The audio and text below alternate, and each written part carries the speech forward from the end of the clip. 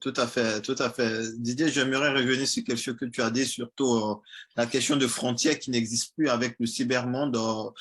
Aujourd'hui, les gens ont du mal à le percevoir. Est-ce que tu peux nous en dire plus là-dessus sur cette question de frontières qui n'existent plus ou de frontières artificielles sur le Ben, cyber?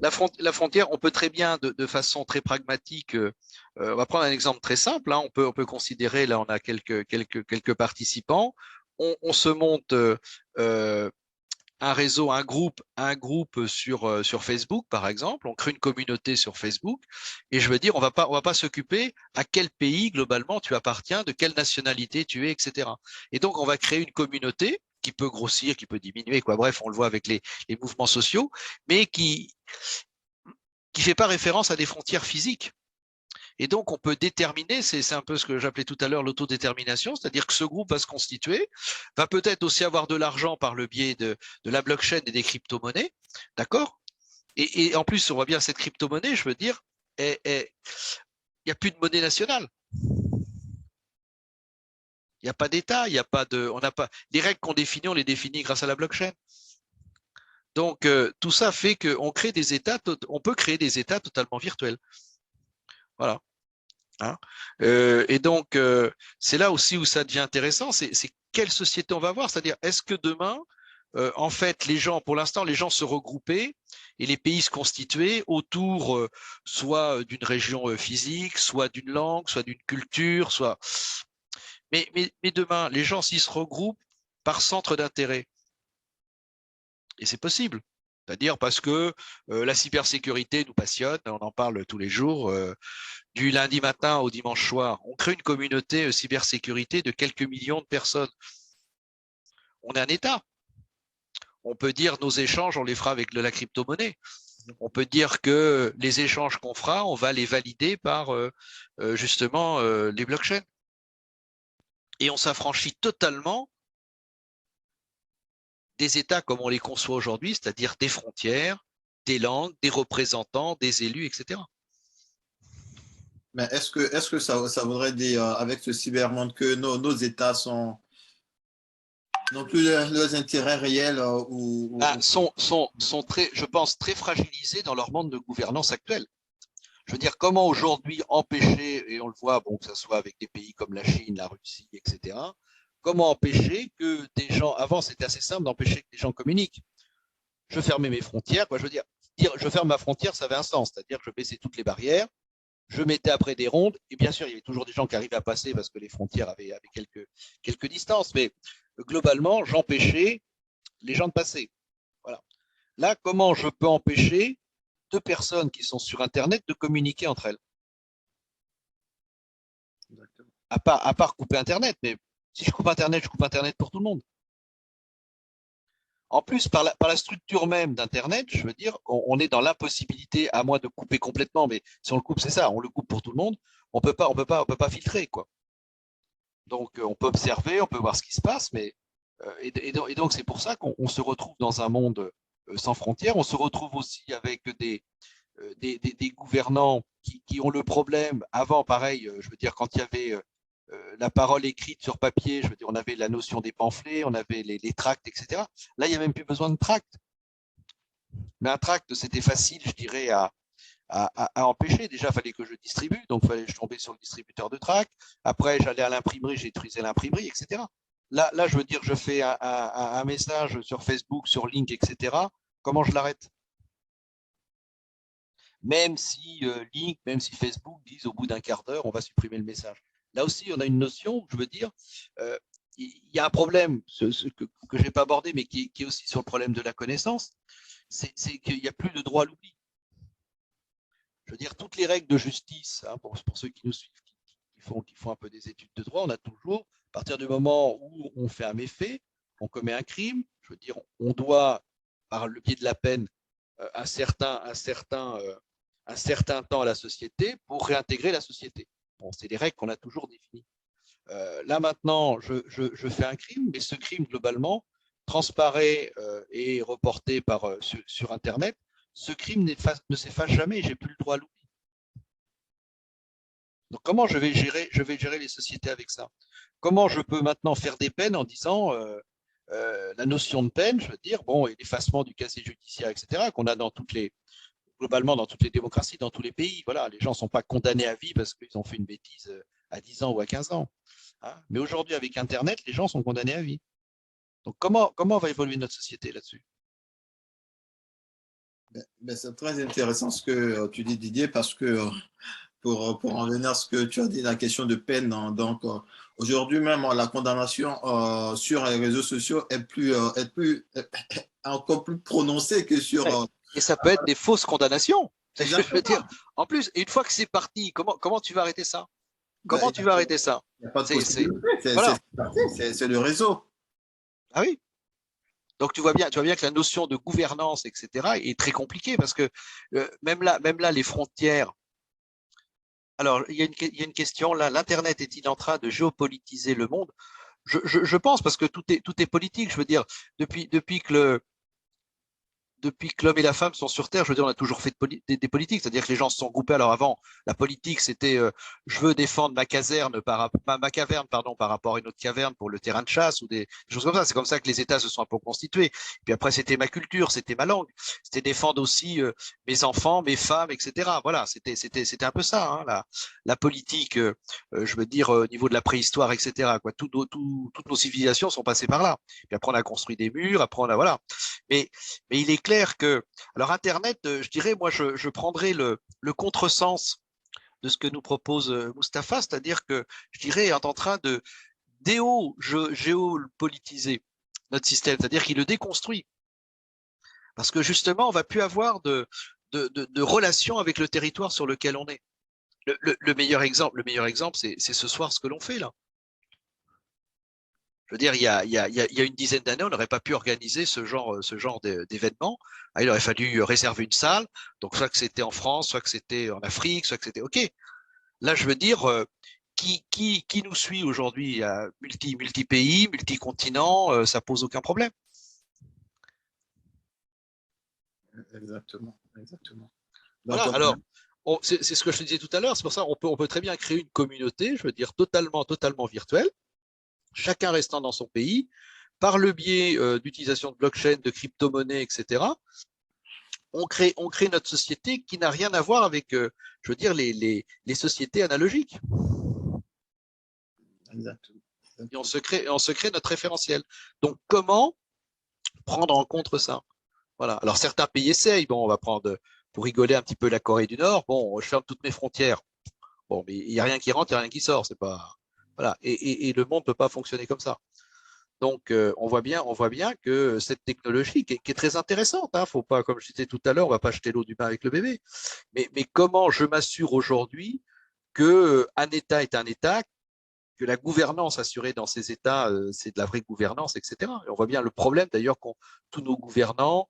Alors, ils essayent de pallier à ça. On le voit bien tous maintenant. Tous les chefs d'État sont sur Link, sont sur Twitter, voilà, font attention à leur communication, etc. Mais même en faisant attention à leur communication, ils se font avoir.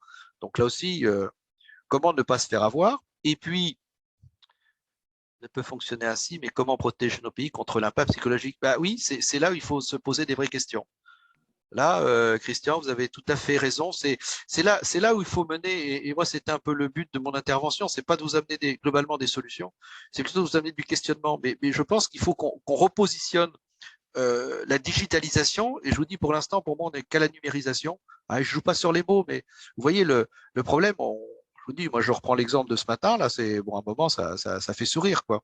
Voilà, vous avez la carte vitale, vous êtes quand même obligé de redonner votre numéro de téléphone, c'est-à-dire vous avez quelque chose, on vous dit espace de confidentialité, et vous hurlez parce que la pauvre infirmière, elle est derrière une vitre à cause de la Covid, et vous hurlez votre numéro de téléphone et votre nom, quoi. Bon, donc tout ce qu'il faut pour se faire pirater quand vous allez faire une prise de sang. Je caricature, mais c'est un peu ça. Voilà, et on est tous contraints de ça. Donc oui, comment, mais c'est pour ça qu'il faut revoir un petit peu nos pays. Alors après, le problème, comme toujours, et c'est là aussi où je dirais le débat est très intéressant, c'est liberté, sécurité. C'est-à-dire, est-ce qu'on veut, vous savez, par exemple, un bon exemple aujourd'hui de cette ambivalence avec ce qui se passe en Chine, où la Chine essaye de protéger, dans l'absolu, je dirais, la gouvernance du pays. OK, mais comment ça se passe? c'est en s'assurant que les gens communiquent bien, se comportent bien, on voit à quoi sert la reconnaissance faciale, etc. Voilà. Donc on voit bien que le chemin, c'est pour ça, je parle vraiment de révolution, parce que on est en train de préparer une nouvelle société. On est en train de préparer une nouvelle société, alors bien sûr au travers de nos enfants par les enseignements, au travers de nous aussi par les méthodes de travail et les habitudes qu'on est en train de prendre. Hein, je vous dis, le meilleur exemple, c'est ce qu'on est en train de faire là, c'est-à-dire que voilà, moi je suis à La Rochelle, je sais pas où t'es, Lookman, et c'est pas un problème. Mais voilà, je veux dire, on travaille comme si on était dans la même salle, quoi. Et voilà. Donc c'est très bien, c'est très souple. Mais on voit bien aussi toutes les failles que. Alors, le monde effectivement doit fonctionner ainsi, mais comment? D'accord. L'Afrique peut-elle développer son réseau social comme les Chinois ont fait TikTok, la panne de Facebook récemment, quelle leçon à tirer? Alors, oui, on peut faire son propre système. Moi, je pense comme, mais ce que je crains, et on le voit au travers des sociétés, vous savez, je pense qu'il y a un phénomène de balancière. Je vais me permettre de faire un petit peu de théologie. Je pense qu'on est toujours dans un mouvement un petit peu récursif sur le principe de ce que j'appellerais la tour de Babel. C'est-à-dire que vous avez toujours un moment, une volonté des gens de vouloir se réunir. Hein, bon, tout le monde connaît ou ne connaît pas la tour de Babel, donc l'idée, pour faire simple, hein, et sans faire de prosélytisme, bien au contraire, c'est cette histoire au niveau de la Bible qui dit, voilà, à un moment, les êtres humains se sont réunis et ont voulu, ils se sont tous réunis, ils parlaient tous la même langue, ils avaient tous la même monnaie, etc. Et donc, ils ont voulu atteindre Dieu, et pour atteindre Dieu, ils ont dit, comme Dieu est dans le ciel, on va construire une tour. Et donc, cette tour, ils l'ont construite, et puis est montée de plus en plus haut dans le ciel, et à un moment, c'est la légende, Dieu a détruit cette tour, et en plus, a chassé les hommes de la zone, et pour éviter qu'ils recommencent, si on peut dire, cette bêtise, les obliger, quoi, leur a donné des langues différentes, des monnaies différentes, etc. Voilà. Et donc, on est dans ce mouvement de balancier, Joël, je pense. C'est que d'un côté, on a toujours cette volonté de faire des fédérations, on le voit avec l'Europe, on le voit avec l'Afrique, on le voit avec l'Amérique, etc. Dire les gens doivent se réunir, on va mettre des monnaies en commun. Pourquoi? Parce que là aussi, c'est l'être humain au sens large n'existe que parce qu'il fait des échanges, à la fois des échanges culturels, à la fois des échanges commerciaux, etc. Et c'est ça qui enrichit l'être humain. Mais à un moment, les échanges sont tellement importants qu'ils ne sont plus maîtrisés. Et donc, quel est le bon modèle? Alors, je le sais pas, mais ça, c'est peut-être un petit peu comme font les Chinois, c'est-à-dire dire, bah, on va faire un réseau pour nous, et puis on va le relier aux autres réseaux, c'est-à-dire réfléchir un peu à un système de fédération. Mais là aussi, ça va être quoi le niveau, je dirais, de l'unité de la fédération? C'est une ville, c'est un village, c'est un département comme on a en France, c'est-à-dire quelques kilomètres carrés, ou c'est quelques centaines de kilomètres carrés?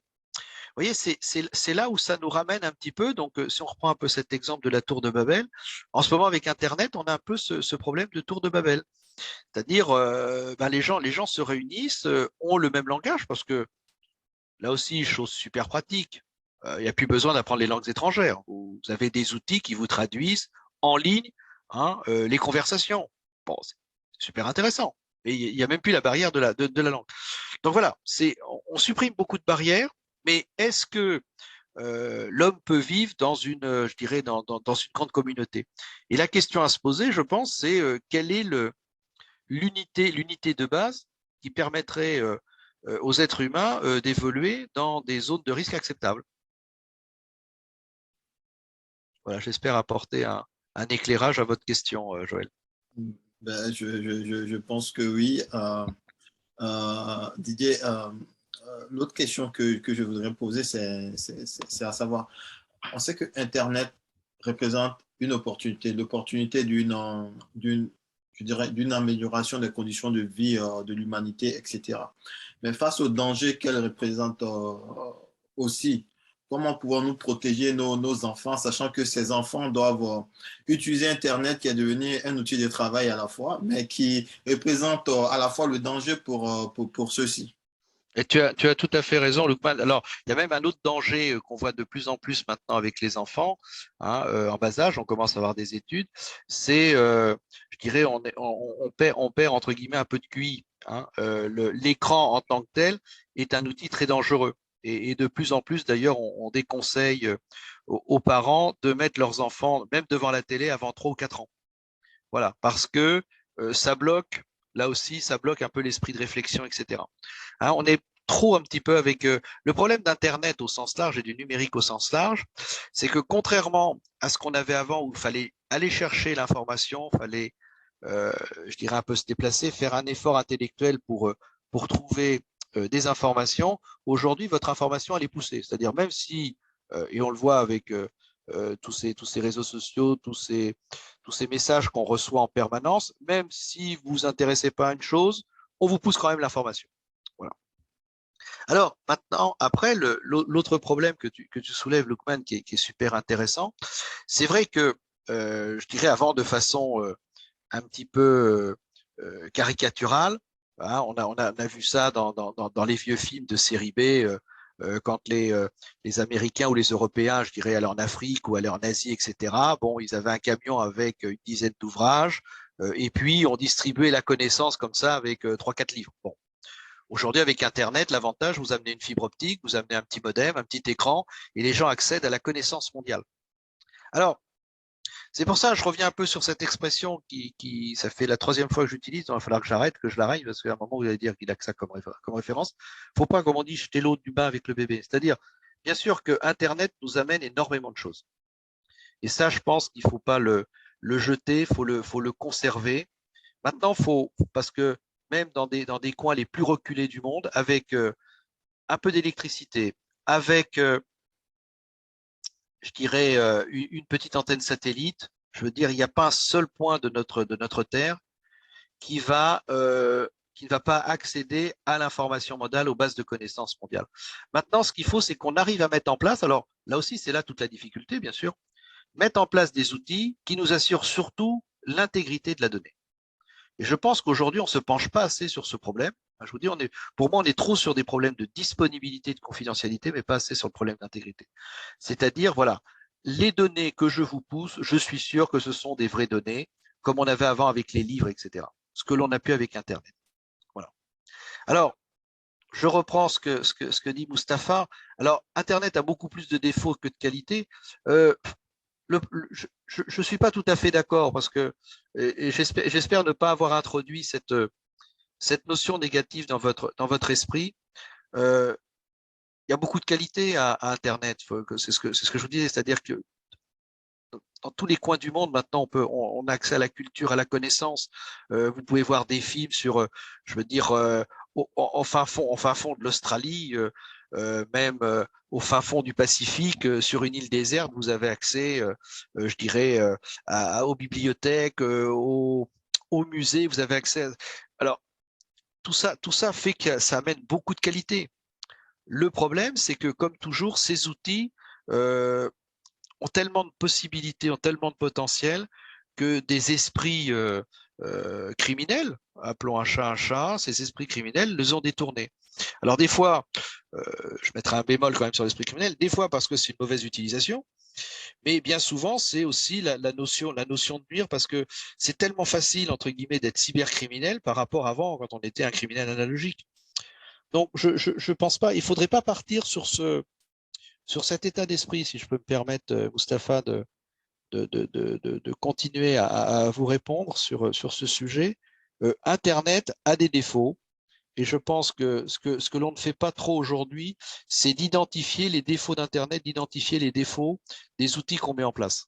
Là aussi, on a aussi un problème comme on a toujours eu, hein, que vous connaissez tous, c'est-à-dire qu'il y a quand même sur les nouvelles technologies toujours un apport marketing important, un discours marketing important, où on vous dit non, non, ça va régler tous les problèmes, vous verrez, il n'y aura plus de soucis après.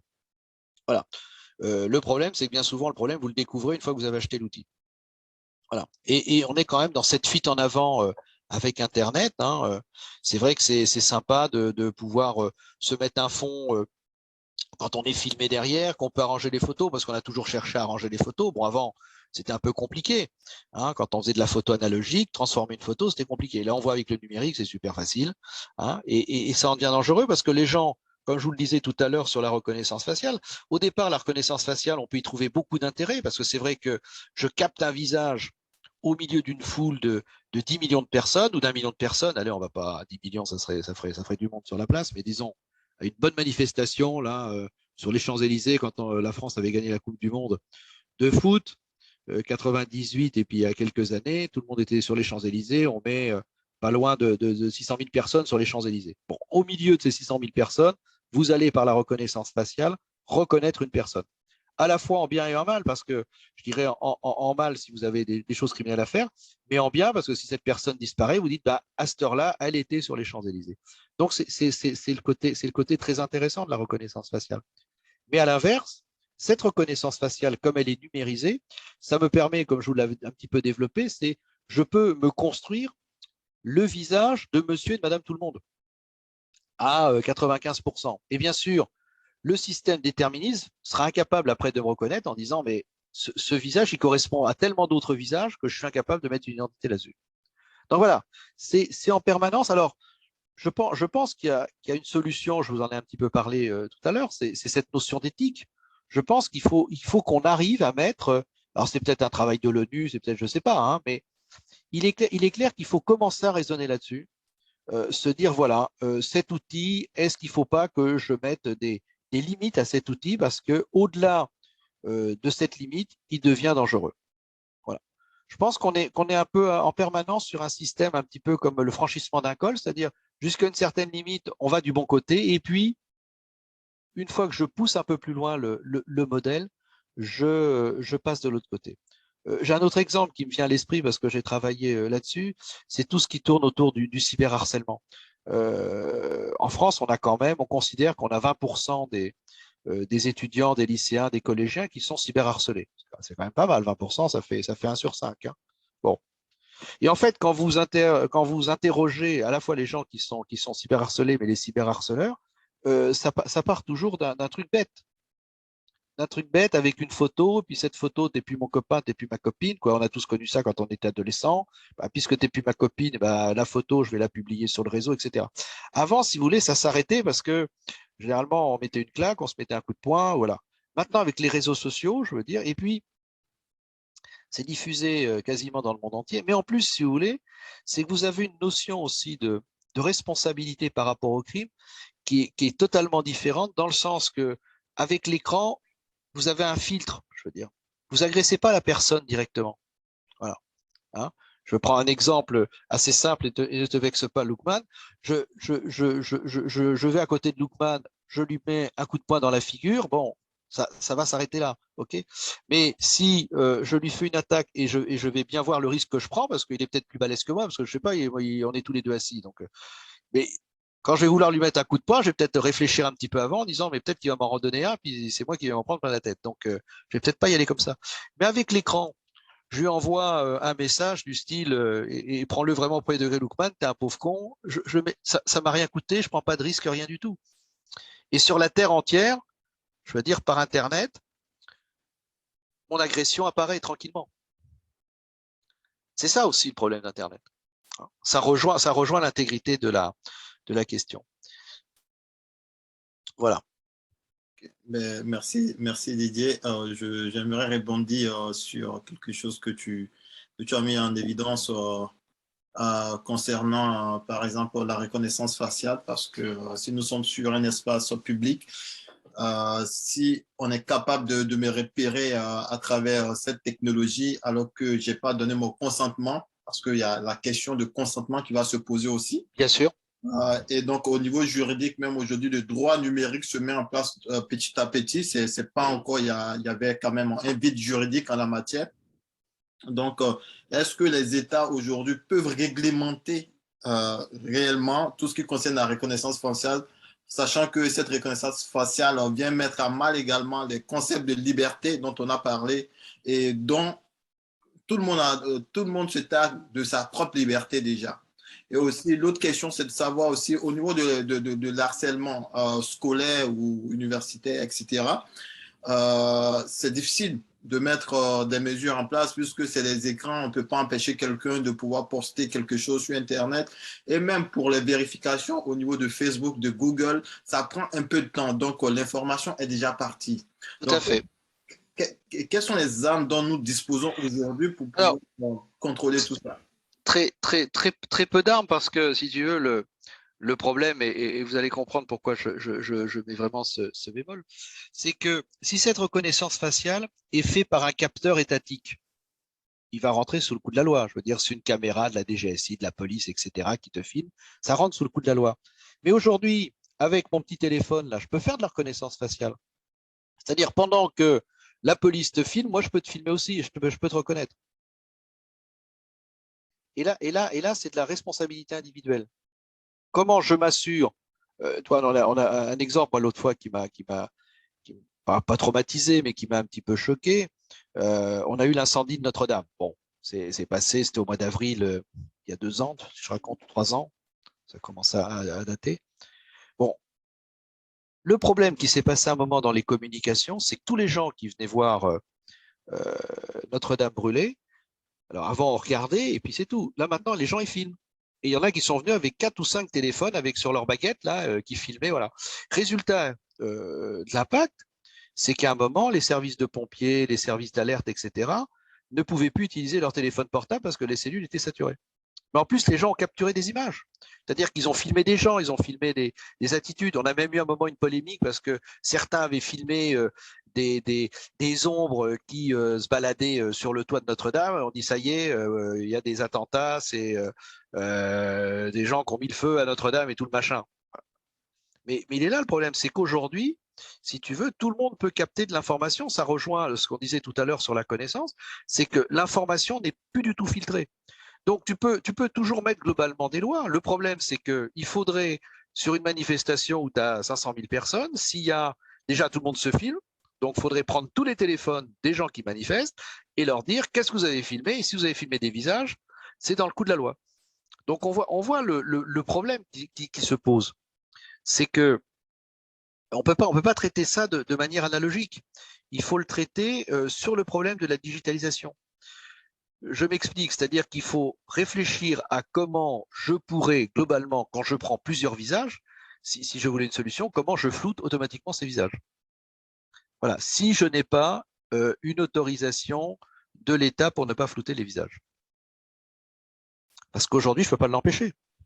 Je te dis, tu n'as pas à déposer plainte aux 500 000 personnes qui étaient dans la manifestation avec toi pour dire ce que vous avez filmé, vous n'avez pas le droit.